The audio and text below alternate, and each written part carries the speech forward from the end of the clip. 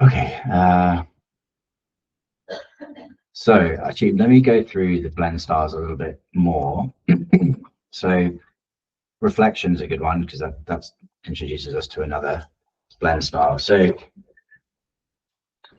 in this list here, there is a logic to how they're organized. So the top ones are its variations on the whites get left out and the darks do something to the layers below. The next section is the opposite. So the lights impact the layers below and the darks get dropped out. The next section is it's a blending of both. And then I don't really know. These have very specific uses that I haven't really come across a use for them yet. But generally, so I used screen for the Z depth because it's kind of a softer version of what is linear dodge, which is considered like pure addition to like the intensity. So if you're adding a white onto a linear dodge, it's basically gonna amplify whatever's already white in the layers below. So if you're adding light passes, so that's what I've got probably down here.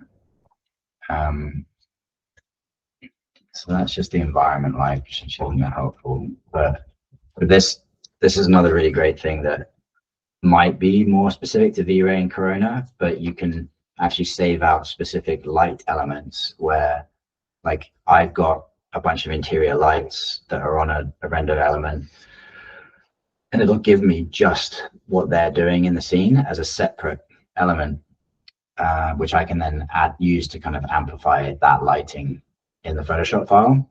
So the benefit to that is that you can essentially turn off all your lights, save them out individually, and then add them back in, you know, almost like you've got a dimmer switch in the Photoshop file.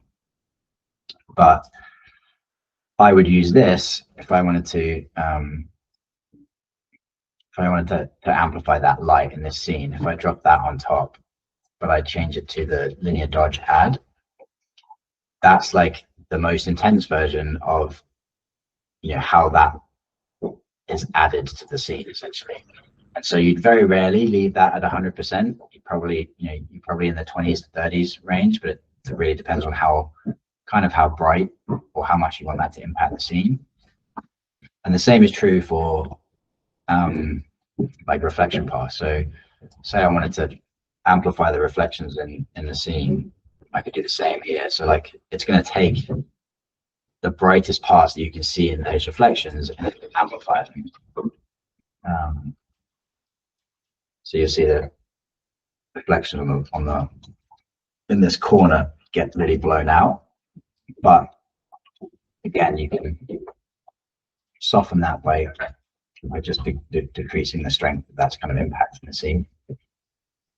You can also, so let's just toggle through them.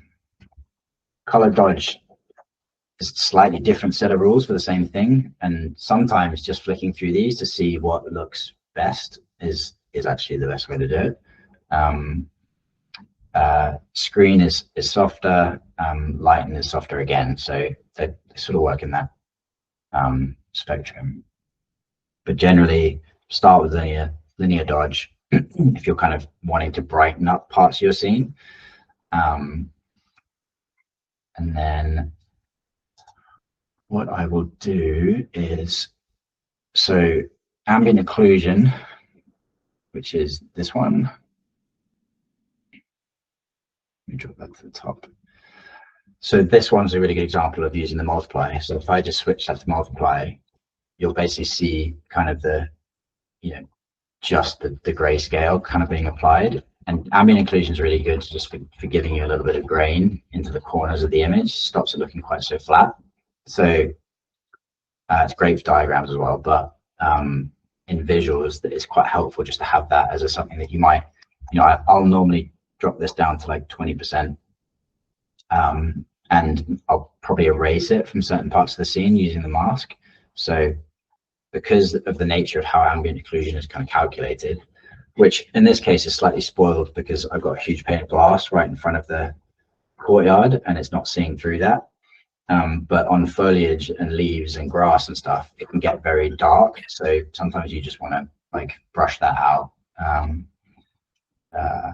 to reduce the impact.